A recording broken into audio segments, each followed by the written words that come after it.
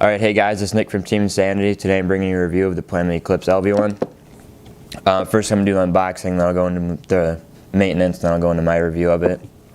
What I really like about Eclipse is they give you a nice hard case with the LV1 and the E-Tech, or the Ego and those other markers. Now getting into it, when you open it up first you're going to get your LV1, your barrels, all that stuff.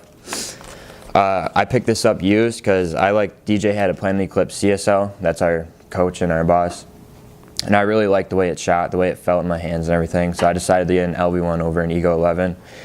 But this is the blue and sandstone edition. Set to the side, we'll get to it in a minute. It has a shaft forward barrel, it's got a 689 back stock. I like this barrel, it's one of the better stock barrels. It's not as good as Ultralight in my opinion, but it's still one of the better stock barrels out there.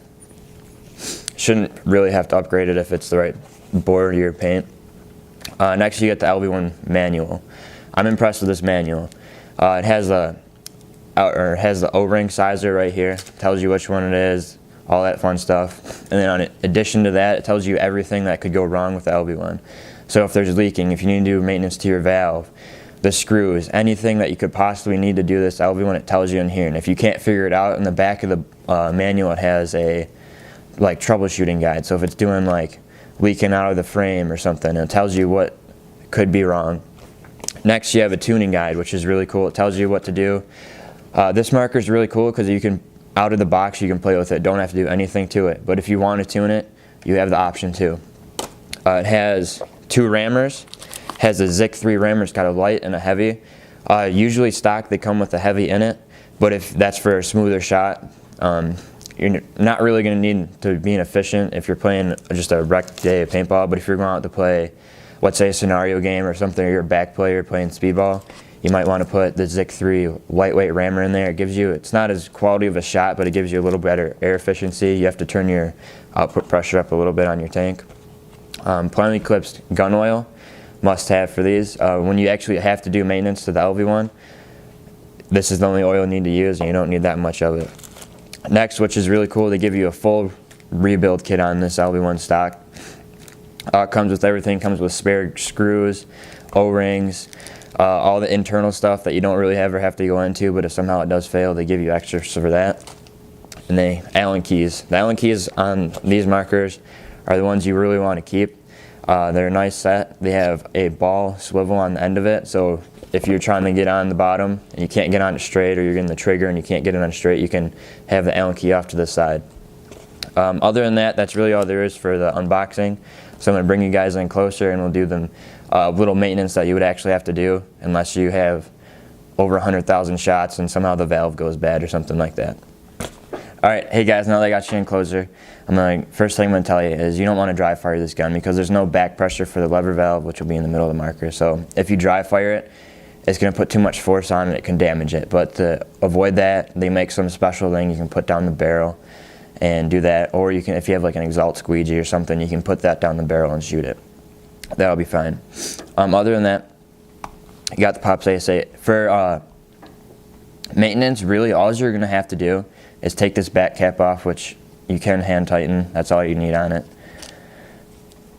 Take the bolt out, slide it forward, push it back down so you can pull the rammer out. The most maintenance you're going to have to do is to put some oil on this rammer. Just generously oil it. You don't have to use a whole lot, but you don't want to not put that much on there. Spread it around with your fingers. Slide it back in. Like I said, this thing only has to be hand tight. You don't have to wrench it down with an Allen key because there's no point to it. There's not really anything on that that's going to make it come off. Other than that, if you're really feeling froggy, you can put a little bit of oil on here. You don't need a whole lot though. There's two little O-rings they added to this bolt, the Kier 5 bolt that they don't have on the previous Ego 11 bolts, and this bolt is not interchangeable to any other marker. It's specific to the LV1. I believe the tips are interchangeable, but other than that, you don't, like the Geo tip, the 3.1 tip. Let's say you have to do some further maintenance, or you want to change the color of your grips. You're going to take the air transfer tube, and it's like a telescope or a camera lens. You're going to turn it one way, and it's going to go together. like this, and as soon as it clears the grip frame, alright, so once you have it cleared from the grip frame, all you're going to do is twist it forward and pop it out. That's all you're going to have to do. Now let's say for some reason you want to take this off. What you're going to do is you're going to pop the bottom of the grip off. My hands are a little oily. And you're going to unscrew this. It should be hand tight. Like I said, you don't need to wrench that down. Unscrew that. Now if you need to take this off for some reason, it should just pop right off, and then you can slide this grip down. This has, I believe, the SL4 regulator. The most you're going to have to do to this is nothing. You don't really need to take this apart. I'm just taking it apart in case somebody does have an issue, they need to take it apart.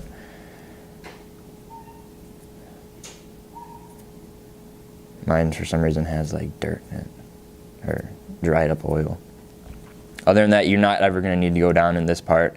If you need to take this grip off, it should just pop right off if you're going to change it out. But other than that, you don't ever need to go into this because it's set up so you don't have to. That's the point of the LV1 series. So it's very low maintenance. That's the reason why I ended up purchasing this, because when I get home from playing paintball, I don't really want to be breaking out my marker because I have other things going on. Anyways, make sure you put that back on so the curvature is going towards the top of the marker. Oh.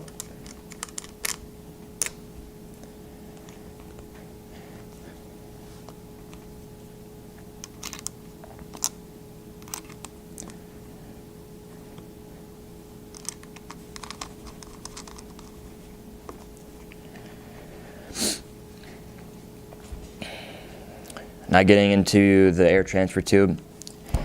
If you're a dummy, you can put this in both ways. It doesn't matter. It's going to work regardless either way. This is probably never going to fail on you. There's no chance for it to, because all it's doing is transferring air from the grip frame to the bottom of the regulator. So you're going to push it in there, push it back down, and then just like before, twist it the opposite way so it makes it larger. Alright guys, I'm going in the grip frame. I'm going to show you some cool features I like about the LV1 versus the Ego 11. Take the screws out.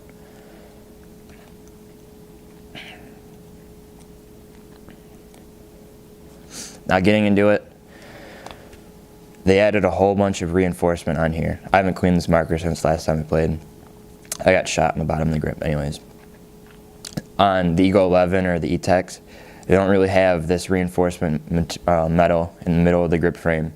The reason I think they did that is because a lot of people were complaining how the 11 grip frames are bending if you take a bad dive, and also they have an air transfer tube, or body through, or air through body, that comes up the front of the grip and comes through.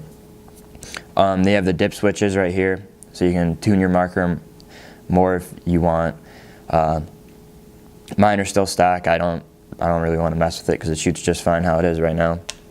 If you're going to switch this switch the grips out on, I believe the Ego 11, this piece was glued in or had an adhesive on it, so you'd have to heat it up or rip it off. What's cool on this is they have an Allen right there. It's the same as the grip frame screws. So you just take that out and it pops right out.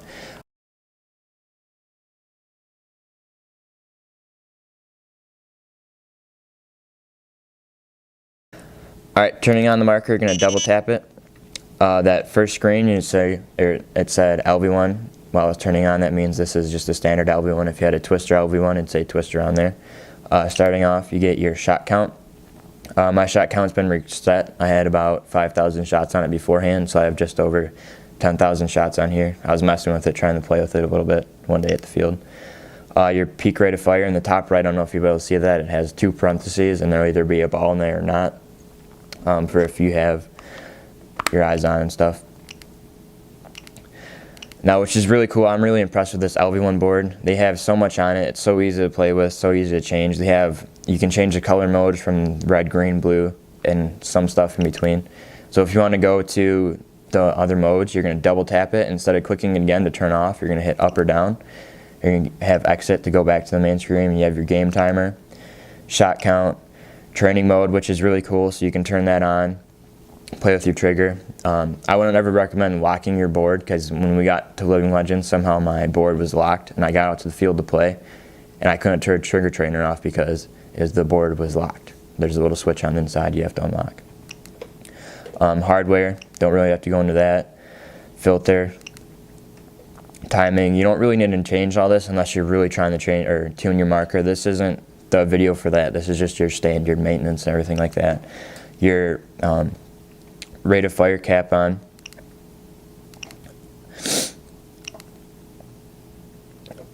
Your game mode, so you can change to ramp or semi, whatever you want.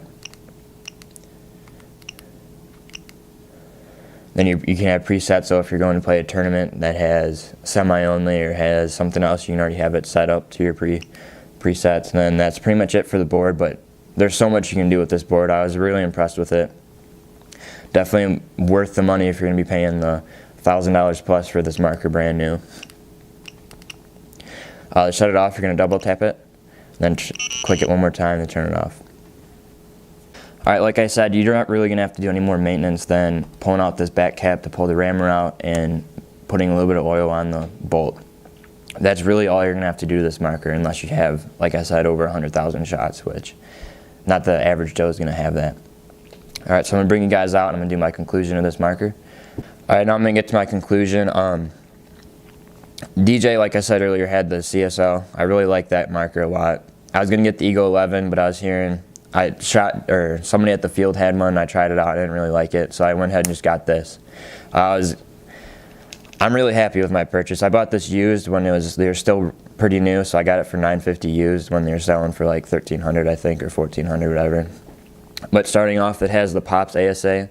It's macrolineless, but it still has a macroline. It has this air transfer tube that what's cool about this is instead of the air going like on Bob Long markers or stuff like that, instead of the air going all the way up through the grip frame and being between the grip frame and the body and going to the valve, it goes through here. So if you still need to service it, or if you need to like tune your marker, you can take this off and put like I think they have an adapter for it, so you can put a macroline on it, put another ASA on it and tune it like that. But it makes your life way easier if you're trying to figure out where it's leaking, because the chances are it's not going to be leaking through here. Overall, the trigger, I like the trigger a lot. It has a 5-way adjustable trigger. It has like the backstop, the magnetic, the leaf spring, and the return and stuff like that. In the hands, the reason I like the Egos, I had the rail and it just felt like it was too close for me, like I was just too close. The Ego 11 with my 6845 on it stretches it out, and I like that feel with the marker. It's just overall, it's a better one.